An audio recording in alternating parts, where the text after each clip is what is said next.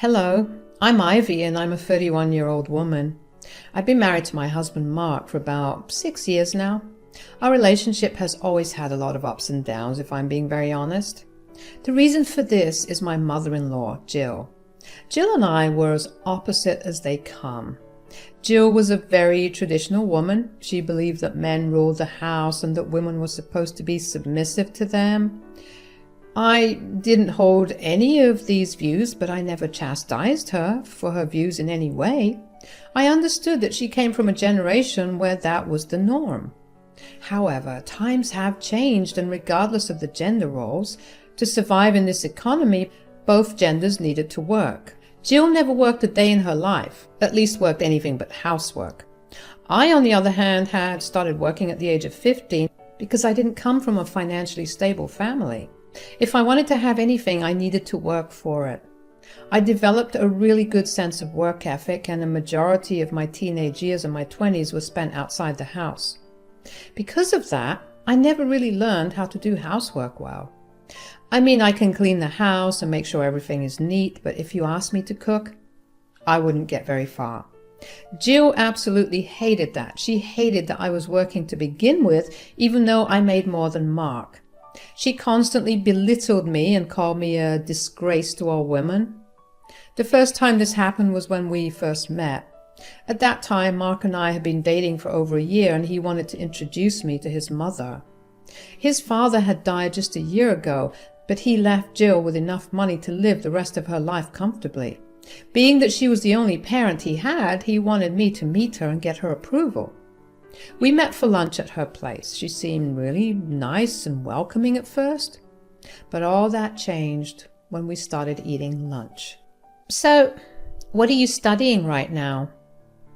I'm studying digital marketing. Oh, and why is that? I wouldn't expect that to be a course that's popular among women. Oh, well, it's pretty popular in general. With the way the world is developing, there is huge scope for digital marketing. I chose it for that primary reason. So, you mean you plan to work after you graduate? Of course. At this rate, I don't think I'd be able to survive without working. Okay, that's enough about Ivy, Mom. Why don't you tell us about how you made this casserole? It's really good. Can it, Mark? Tell me, Ivy, why do you say that you can't survive without work? Well, I've been working since I was 15 to support myself. 15? Did your parents not help you out? Of course they did, but I needed money for other things like extracurriculars or even just to buy myself things that I liked. That is the job of the man of the house, not yours. Well, both my parents worked really hard to make sure I had food and a roof over my head. I didn't want to burden them even more. It's a good thing, though. I know how the corporate world works, and I have a pretty stellar work ethic. That's disgusting. Excuse me? Women are not supposed to work. I tried to ignore the fact that you showed up in jeans because I hoped you were more feminine than that, but this I can't tolerate. What's so wrong about working? If I didn't work, I wouldn't be able to get an education. What does education matter when you have to take care of your house and kids once you marry Mark? Okay, that's enough, Mom. You either stop talking or Ivy and I are leaving. I remember being so appalled at Jill's ideologies. After that, lunch was pretty much ruined. Jill kept glaring at me and would not even look at me. Mark tried his best to lift the mood up, but Jill would not budge. After we left her place, which she insisted on me doing, by the way, Mark apologized a lot for his mother's views. He told me that that was how she was raised, and his dad was a man who believed in those views as well. The only thing I could think about, how lucky Mark was to have been born a man, because if he was a girl, Lord knows he would have had hell to deal with. Of course, I didn't interact much with Jill after that. Even if I did try, she refused to acknowledge me. She would even frequently text Mark, telling him that he deserved someone who would submit herself to him and not some pansy who barely stayed home. Her digs hurt a lot, but I eventually learned to ignore them. I knew that her hatred stemmed from her lack of experience and knowledge, and maybe she was resentful that I was living the kind of life that she was never able to. I tried my best to be patient with her, but after Mark and I moved into our own place after graduating, Jill would drop in unannounced a lot. She would literally come over right after Mark and I would get back home from work just to insult me. She would call me a disgrace for not having a hot meal prepared for her tired son who worked long hours. I tried to defend myself by telling her that Mark and I worked the same number of hours, so there was no way that I could do everything she wanted me to do for him. She wouldn't listen, and eventually I stopped trying to defend myself to her. She would then walk around the apartment and pick apart everything that was wrong with it, from the interior design to its cleanliness. I dealt with it for a few weeks, but afterwards, I had to put my foot down. I talked to Mark about it after Jill had come over that day and yelled at me for not recognizing that one of the bulbs in one of the lamps in our living room was dimmer than it used to be. Yes, she was that particular about things. I just can't take it anymore. I'm so sorry, Ivy. Your mother can't just waltz in every other day to berate me. Do you even know how much anxiety I've been experiencing this past few weeks? I've been having nightmares about it. I'm so sorry that you have to go through that. Sorry won't cut it, Mark. Well, what do you want me to do? There are a lot of things you can do. For starters, maybe tell your mother not to come over so often. You know I can't do that. I'm her son. Great. Then you go over to her place. You don't get to decide who comes here and who doesn't. I live here too. I'm not saying that your mother isn't welcome here. She's welcome here as long as she isn't going to insult and belittle me.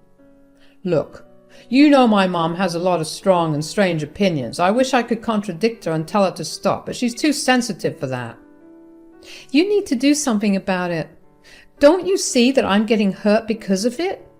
You can't just watch your mother hurt and insult me for hours and get away by telling me sorry. Sorry isn't making me feel better. Okay, I'll tell her to stop coming over more often, but I need you to know that that won't stop her from coming over. And being herself, that's just who she is. I wasn't happy with that exactly, but Mark stuck to his word. I began to see Jill less frequently, and I could finally breathe in peace again. Although I will say that Jill seemed to hate me even more than she did before. I couldn't even bring myself to care about it. We spent a good few years without her interference. Mark still visited her a lot, but I kept my distance from her and instead just focused on my work. I got promotion after promotion, and Mark and I began to live very comfortably. When we were around 25, I got pregnant. At that point, our relationship wasn't at its best because Jill began interfering in our relationship once again. She kept telling Mark that I was emasculating him by being the one who earned more money, and it started getting to him. He began withdrawing himself from me and became very passive-aggressive. I was going to leave him, but the pregnancy changed things. I very well had the means to leave and never tell him a word, but I felt like that was the wrong thing to do. I still loved him very much, and he deserved to know that he was going to be a father. Surprisingly, Mark was really happy when he found out that he was going to be a dad. So happy, in fact, that he did an entire 180 with his personality. We became even closer as a couple. He began to stand up to Jill whenever she said anything against me.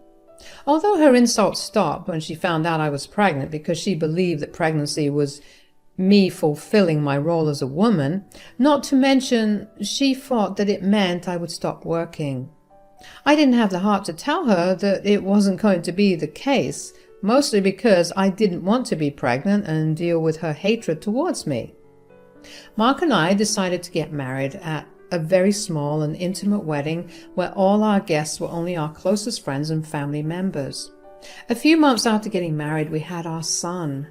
Mark began to distance himself from Jill after the birth of our son. He took his role as a father very seriously. He had no time to be with Jill, although he still did talk to her every day on the phone and visited her once every other week. Jill was fine with it and even accepted that this was all part of the process of her son growing into adulthood. What she did lose her mind over was my returning to work after 1 year of my son being born. My company was very progressive, and I got paid maternity leave for however long I needed. Once my baby was weaned and able to be away from me for extended periods, we put him into daycare. Jill would call and text me every day to tell me that not only was I an awful wife, but I was also a horrible mother. She even tried to call CPS on me once, but that matter was very quickly resolved, although Jill did get a stern warning for false reports. After that, a switch flipped in Mark. I guess nearly having his son taken away because of his mother's prejudice rocked his world in the worst way possible. Mark and I had a lengthy discussion about Jill's behavior, and we decided that we did not want her to be a part of our lives anymore, at least until the foreseeable future. I was surprised that Mark was willing to take such a large step, but with what she said, there was no telling of what she could do in the future. We just wanted what was best for our son, so we went over to Jill's place the next evening after our huge discussion and told Jill about what we were planning on doing. "Oh, hey Mark, how are you doing?" "Look, Mom, we're just going to cut to the chase here." "Oh, no need for all that. Why don't you guys just come on in? Let me see my grandbaby." "No, don't act like you loved our son when you tried to have him taken away from us." "I only reported it because I didn't think Ivy was being a good enough mother." "If she wasn't being a good mother, I would have taken care of that myself. You have no right to interfere in our family." "I am a part of your family. If you were, you would have treated Ivy with the respect she deserves. Why don't you see how crazy it is for you to leave your baby with strangers?" "The decision to put our son in daycare was a decision we made together. It is not up for debate. And I get that you have an opinion about it, but I mean this most respectfully. I don't care. We know what's best for us, and I want you to stay out of it." "This woman is brainwashing you into believing all this mumbo-jumbo. You know what your father would have done if he knew how you were raising your son?" "Ivy is not doing anything of that sort. She earns more than me, and in fact it would be wiser for me to quit my job and become a house husband than her to stay at home."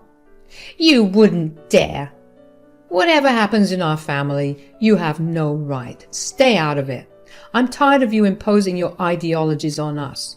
If you try to do anything more, I will have a restraining order placed against you." After that, Jill pretty much stopped bothering us. Initially, she still texted and called us a lot, but eventually that too stopped. Out of obligation, Mark would make weekly calls to ensure that Jill was doing okay, but that was the extent of our conversations with her. That was how it passed for the next 5 years. A lot happened, but let me tell you, there was not a day that went by where I wasn't grateful that Jill wasn't there to berate or insult me. That all changed when she reached out to Mark one day on her own. She had called him when he was at work. When he came back home, Mark seemed really distressed, but refused to speak about it except to tell me that Jill had called him. He behaved weirdly for the next few days, no matter how many times I asked him what that call was about. Finally, I had enough, and I asked him for one last time what was wrong. "You better start telling me what's wrong, or I'm going to call Jill up myself and find out." No, don't do that. I'll tell you." "Good. Now tell me." "Mom called me the other day to tell me that she needed our help financially." "Financially? Didn't your dad leave her with more than enough money?" "That's exactly what I asked her. She told me that she got scammed and ended up losing all of it." "My God, what kind of scam did she get roped into?" "I'm guessing a Nigerian prince scam. Whatever it is. I've been stressing out about it." "Why didn't you come to me about it?" "Well, I was worried that you'd get really mad and tell me not to help her out." "I don't like your mom, but I'm never going to be as cruel as her. What do you want to do about it?" "Well, I know we have our own finances, but I really don't have anything by the end of the month to give Mom." "Of course I'll help her out. How much do you think she'll need?" "Around $2,000. That's going to require us to cut back on some things, but that's fairly doable." "Thanks a lot, darling." "Of course." To be honest, I was not happy to hear that Jill had managed to lose all her money. Now, I had no idea about how much money was in there, but I knew that it was more than enough for her to be able to not only eat out every day, but also buy herself all the fancy things she wanted without her having to bat an eye. For the next few months, I sent Jill the money. Funnily, she never complained about me sending the money instead of her son. Maybe she did see just how valuable I was to our family and why it was so important for me to work. I rode that high of having silently put Jill in her place for those few months, and then it all came crashing down. Me sending Jill money every month opened the gates for her to enter our lives once again. It started off with Mark and Jill getting on call every other day, and then Mark started visiting her. I had no problem with it. As long as Jill wasn't insulting or belittling me, she was free to make her comeback. When Jill started coming over to our place, she was nice, or as nice as she could be. She would ignore me for the most part, and I was grateful for that. But as time passed, she got bolder and began to go back to her old ways. This time, instead of standing up for me, Mark ignored everything that happened. It only got worse after that. For the next year, I went back to being tormented by Jill. I tried to get Mark to do something about it, but he always told me that his mother had just gone through something traumatic, so he couldn't be mean to her. I was frustrated, and I felt like I was back at square one. My only comfort was that my son wasn't being exposed to the way that Jill treated me. That was until one day at dinner I happened to accidentally spill some food on the table, and I was serving my son his food, and he called me a ditz with hay for brains. I stood and stared at him in shock. That was not something my son would ever say to me. But there was one person who would do that: Jill. In fact, she has called me that many, many times. I gently asked my son where he heard that phrase from, and he revealed that Mark had been taking him over to Jill's when I was at work for the past few months. To say I was livid was an understatement. I told Mark that Jill was under no circumstances allowed to see or interact with our son until he was 13. I didn't want her views to shape who he was in any way. To find out that Mark crossed the only boundary I had made me see red. So I decided that I needed to get even. I had one thing over Jill, and that was me sending her money. Although maybe it was because of how angry I was, but in that moment I realized just how weird it was that Jill got scammed out of all her money. There must have been a lot in there, and even she was not stupid enough to give her account details to anyone. She wouldn't even let Mark use her card. I decided to do some digging. The next day I went over to her place and told her that I had been trying to transfer her some money, but the transactions weren't going through. I told her that I had called my bank and my account was in the clear. I asked her if I could check if something was wrong with her account. Jill was hesitant at first, but she eventually let me in and gave me her phone. She watched me over my shoulder as I looked into her bank app and did not let me see how much she had in her bank at all. I went through the FAQ and troubleshooting options before I decided to give up and tell her that I'd just call her bank for her.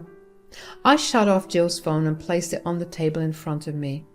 Jill finally relaxed and even offered to get me something to drink herself. I accepted her offer, and while she was away, I unlocked her phone again. I knew her passcode, so all I needed was a few minutes with her away. I looked into her account, and she has well over $1 million in her account. I was shocked to see such a large number, and even more enraged at the fact that she had been lying for months just so she could come back and torment me.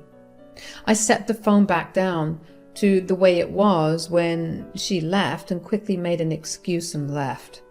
I was fuming. I decided to not send her any money because she had no need for it. I didn't tell Mark anything about it because I was still wrapping my head around it.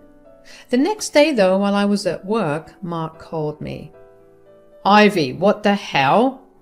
"Wow, what happened to hello?" "Don't you try and play smart with me right now." "You either calm down or I'm hanging up." "Don't you dare. I'm giving you 5 seconds to tell me.